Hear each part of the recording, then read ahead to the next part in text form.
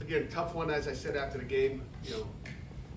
Out in that area, I still don't know what that area was. I still got nightmares from the game and nightmares from where we had to do that presser.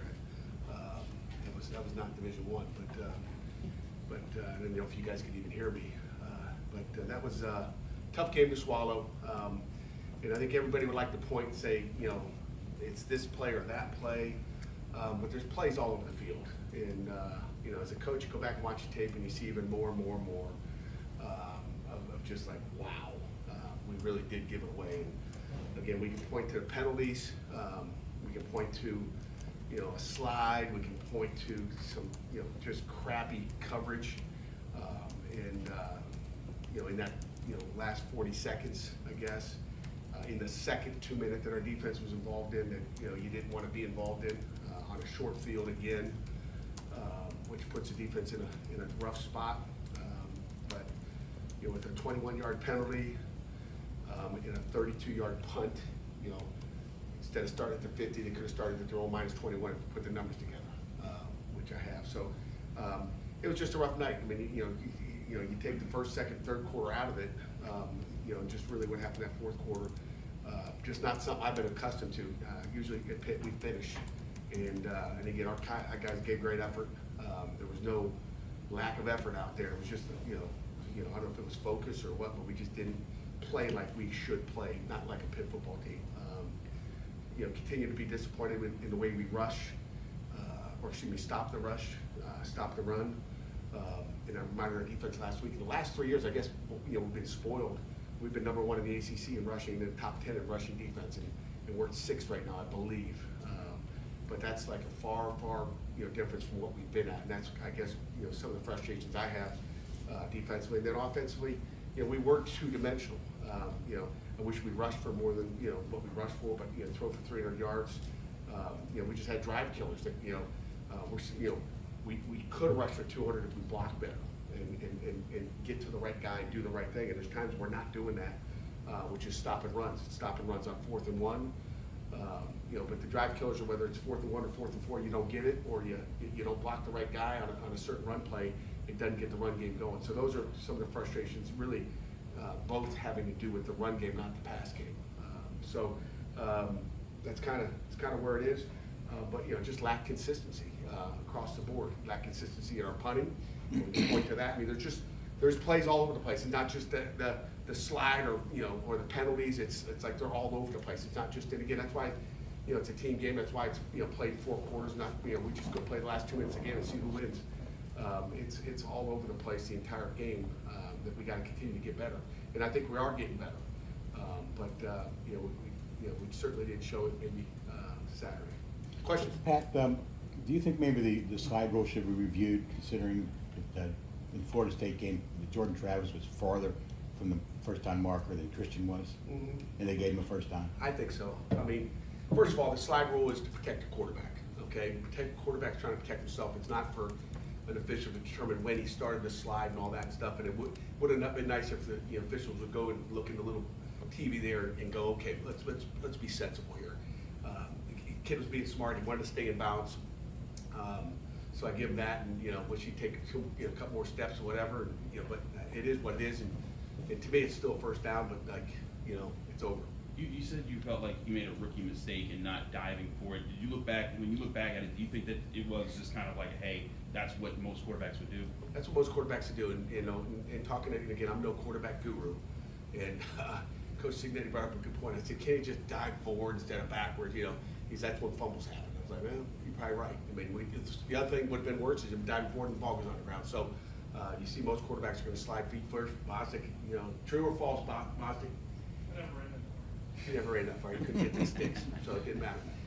But there's just like I said, there's different things. And he was being smart. He did the way he was supposed to be. He thought he was clearly beyond the line, and it looked like he was. So we'll just leave it as it is. There's a lot of other plays out there. Pat, you guys had 13 penalties for 100 yards, but now beyond just this game, you guys have the most penalties and the most penalty yards in the ACC. What do you guys have to do as coaches and your players to fix that? Well, sometimes you feel hated on, okay? And I don't share these with you.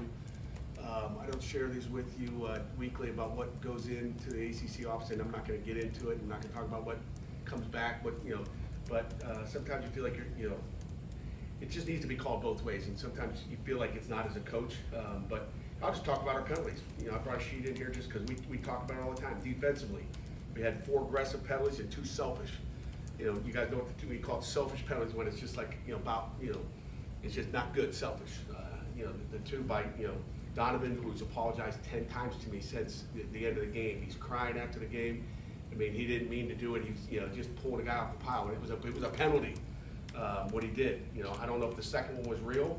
It looked like, someone, threw a shoulder into him, but like, I'm not the official, players play, coaches coach, and officials officiate.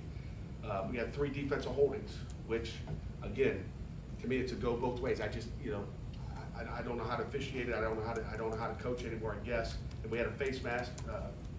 Offensively, we had 5 false starts. 1, 2, 3, 4, 5 false starts. Again, one is, one we weren't going to run a play on 4th down and 5. Okay. But a receiver covered up the tight end his hand down. Not worried about that one. That one you can throw that out. I mean, penalty yards. We're going to punt it. We're taking a delay game anyway. We're going to try to get them to jump off sides. We had 3 offensive tackles go off sides. 2 young guys. You got to be better there. And then we have a quarterback's got to wait for a receiver to get set up before, to lined up on a quick. We call it I won't tell you what it's called, but we come out of the huddle quick, get lined up and run the play. It's on really the quarterback not letting the receiver get lined up fast enough. And then we took a delay game on defense to punt the ball, or on punt, just to back it up. We're going to snap it, and we ate up 25, 30 seconds off the clock that play. We had, a setter, or excuse me, a guy at a new position line up off the line of scrimmage on our field goal team. So they're unforced, they're unfortunate, and then there's some, aggressive ones, which we're going to be aggressive. I've just never seen so many of them, so I don't know what else to tell you. How do you coach your players to fight through, to stay focused? If that's the case, and you feel like you're not getting both ways in those calls, how do you coach them to stay focused despite those moments? Well, I think that's what they've done. I mean, and again, you can't get emotional like Donovan did, and it's an emotional game, and he's trying to protect MJ. It's like just stay away. But besides the emotional one there on one play, which cost us 21 yards. You just got to keep your cool and play ball. I don't think our guys get emotional when it happens to them. I mean, you go back and watch A.J. Woods. I mean, he's on there. It's a tiny little tug, and the guy is jamming. And supposedly, when you lock your arm out, it's supposed to be called as offensive pass interference, but it doesn't get called. So I don't know, But if someone's pushing me off, I'm grabbing on, for dear life too. So, Does it bother you that all this is happening in the 7th game of the season? Bothers me when it happens in the 1st game and the 7th But game. It'll bother me even more because the last time I was in Notre Dame, it happened in the whatever game, on a post in the middle field. So it bothers me every game. You figure by now that some of these penalties would... You hope so, but every game's a different game on the road, and different stuff is happening to you. People are stemming. I mean, they got a guy clapping on the we're trying to punt the ball, and we clap. Cadence, it's supposed to be a violation. Go back and watch their linebacker 45 is clapping. There's no call.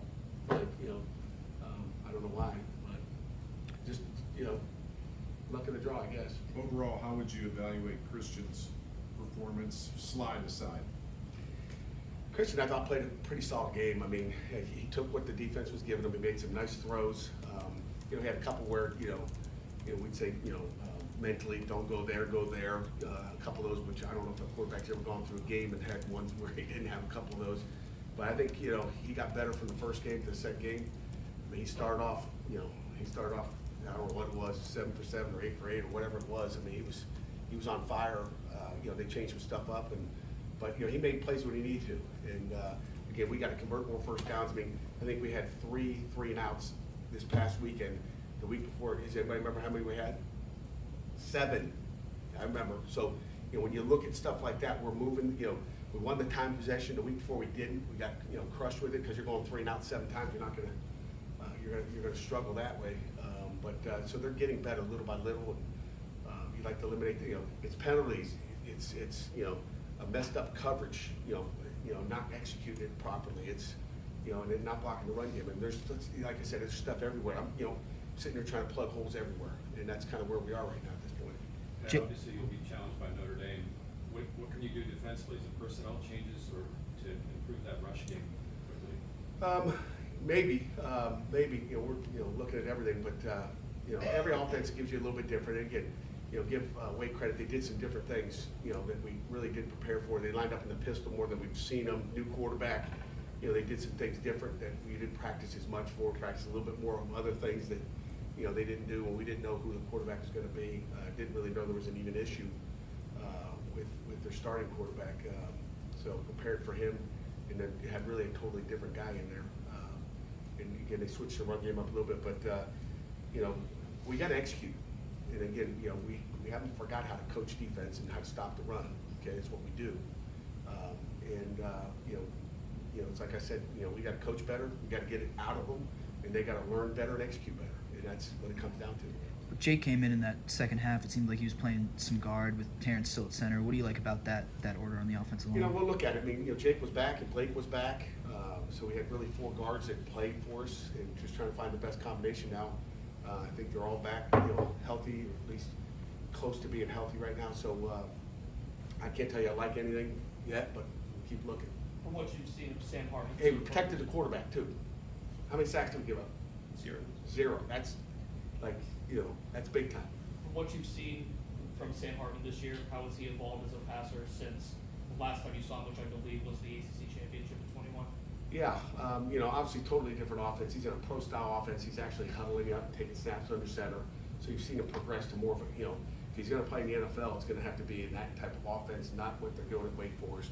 So, I think he's probably enjoyed it just because, I think it's every, childhood kid's dream to play in the National Football League, and he's going to have an opportunity just by being able to, make run checks, sit underneath the center, and do all the things that they ask him to do there. I think he'll have obviously a better opportunity, in that atmosphere and circumstances. So, he throws the ball well. I mean, he's a calm guy. He can run. He can scramble. He's still a great athlete. So you don't see anything abnormal there.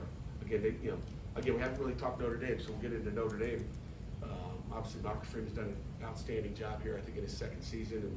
And they got a talented team. When you put the tape on, you watch those, shiny gold helmets. When they fly around, they look good. There's probably as good a looking team as you're going to walk out on game day and see. And they play fast. All the receivers look like tight ends. They wear 80s numbers too, which disguise them. You're not sure how many tight ends there's. They play with 4 tight ends at times in formations, then they'll go all the way to play with 4 wideouts. Tailbacks are athletic, and you got Hartman. And defensively, Al go in front of the defense. You guys know Al from back in Miami. Was in the league for a while, but great coach. He's done a great job with their defense. But again, 4 down, they're all physical, they're all fast. I can't sit there and focus on one guy because there's 11 of them. They're as talented, a football team as you're going to face out there. So we'll have our hands full. Have a lot of guys on that staff that I know. Start with Mike Mickens, coach in the corner. You guys saw him. So it'd be a nice little reunion there. Max Bulla, one of our linebackers, is there on that staff as well. And Gino Gaduli, old Cincinnati quarterback coach. So there's some familiarity with their staff as well. And it'll be a great challenge for our guys to go into South Bend. I think they're fired up last night to close the chapter and move on. You've got Sebo and Rodney listed as co-starters on the depth chart. What went into that decision? Sebo's been playing well the last couple of weeks, and again, he's also helping lead our football team as far as just being a leader. I think he's stepped up with the absence of a Mac Gonsalves. He's become a really kind of got some natural leadership skills to him. Our guys have really bought into what he's all about. He plays his tail off. I mean, he'll be on any special team, so he's played hard. Rodney didn't start, but he's good too. We like them both. We go with your hot hand, and I think even late in the game, Coach Powell tried to put Rodney in the game, and he's like, "Coach, he's hot. Let him go." And it was kind of like, "Oh," I was kind of shocked by that. Kind of an unselfish move by him, but I would have liked to got him more snaps the other day because I think he's special as well. So we're gonna play the hot guy, and maybe Rodney rushes for 150 this week. It seems like it's been favoring Sebo for a few weeks, so it's just in the hot hand for the last 3 Yeah, games. I mean, it's like anybody in the country. I mean, Notre Dame plays 4 tailbacks. I mean, they play 4 of them, and they all got 20-some plus snaps at tailback, and they got 2 really that you're getting the majority of them, And you know, I don't think we're different anyway. You want to get your tailbacks reps. You want to make them all feel comfortable. They all can be, you know, they're all ball players. You never know what if you have one tailback that's getting 200 snaps and the other guy gets 3, and all of a sudden the first guy gets hurt. You got this guy's never rushed the ball before. We won't have that problem. So I think that, you know, it's a natural thing. But you're going to play who's hot, who's blocking well, and who you feel comfortable with, you know, based on, you know, the flow of the game. Has Sibo shown you and your staff the stuff that you expected out of him when you were looking at him out in the portal last year, or has he grown more? He's gotten better. I mean, I think, you know, he's obviously grown up a lot on and off the field. But yeah, he's doing what we thought he could do. I mean, but you know, he had a motor last year, so I can't, you know, just he understands the offense more now. I think he's more comfortable, just like anybody would be in their second year of a new offense. It's totally different from what they were doing at the other place. So, you know, he's done a nice job. I'm impressed. And like I said, you're never going to question that guy's effort. He's got a motor, as good a motor as anybody on our football team. Maybe I'm wrong. Did Lovelace and Lewis didn't make the trip, the linebackers? Yeah. Can you tell us why? Banged up. Not out for the year. Who else did you say? Kyle Lewis? Lewis. Was Lewis there? Lewis was not there.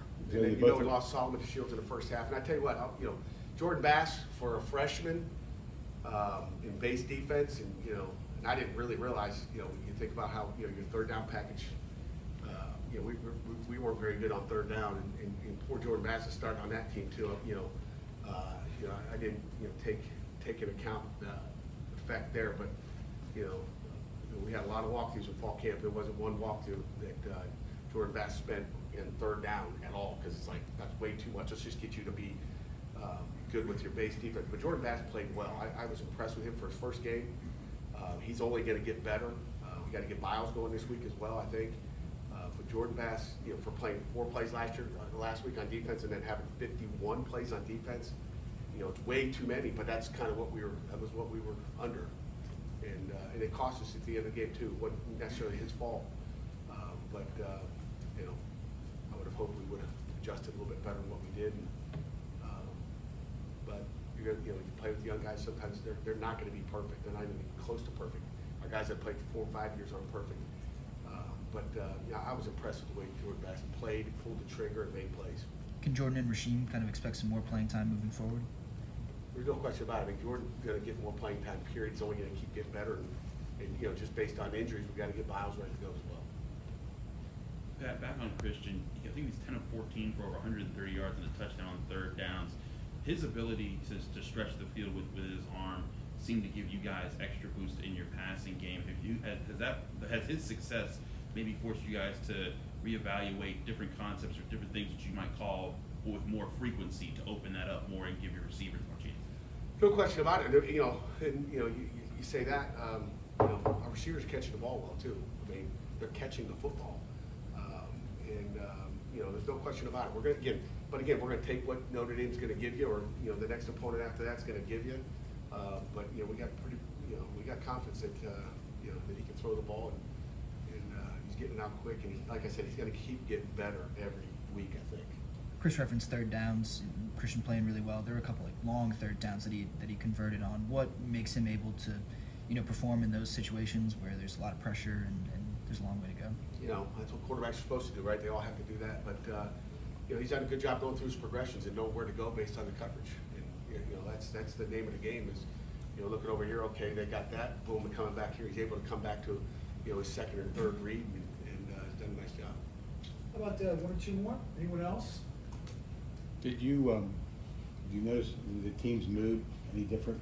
Grumpy. Grumpy? Yeah, grumpy. Kind of like I was grumpy yesterday. It's a 24-hour grump, you know. If you can't be grumpy for 24 hours, and you know, you got problems. But nobody's happy. That's, you know, that's what we talked about last night. There's nobody happy. I feel bad for you guys. Nobody wants to go through it. You know, nobody wants to go through it like we had to take it. You know, I think it's easier to get beat by 25 points than to take that one on the end when you think you had a chance. But again, and you still didn't play good. Like, I still look at it, you know, the end of the game doesn't even matter. I'm still pissed about the first quarter and the second quarter and third quarter with the things we didn't do. And again, it comes down to execution. It's a game of execution, and it comes down to consistency. You can't show me you can do it really good here and then you can't do it here. Just, that drives me nuts. Okay. That's Your question don't count. Not yet, and I won't share it with you anyway.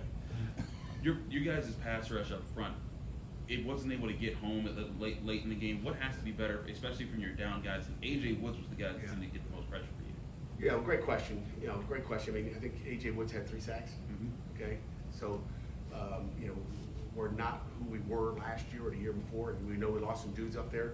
I think Samio's coming on, but our details up there as well. I know Coach Partridge is working on it, but our stunts, and I kind of started talking about it a little bit earlier. Bass was in there running some stunts, and he's getting smushed out of there. I mean, he looked like those wagons on wheels there, playing an A gap or B gap, and again, it really wasn't fair to him. I mean, he's not done many of those. I'm just shocked he got near where he was supposed to be. Again, we should have done a better job of adjusting that, to be honest with you. So we will the next time, I guarantee you that. But you have regrets as coaches too. That's a coaching thing that we should have fixed. But when you look at it, we got to be better. Our stunts just don't look as clean. We're not, we just got to clean things up and detail them with a bunch of guys that maybe haven't done a bunch of. We're young up front. When you look at the guys, Sammy, Jimmy. Scott is in there on that last series playing left end. We had Dayon at nose, just trying to get more speed on the field, and I'm trying to think of Sammy, Jimmy, and Dayon were the 3 guys in on that last series. So we got to be better with our pass rush and contain the quarterback too. Because in that last series, I mean, look, at 1st and 2nd down were good in the last series. 3rd down, it's bad coverage. Won't get into it, and then. The 4th and 1, bad coverage, won't get into it, and then they got a 1st down and goal, and again, we don't get a reroute on the tight end, kind of hang out, McIntyre, and they throw a touchdown pass. So, name of the game. Coach, thank you very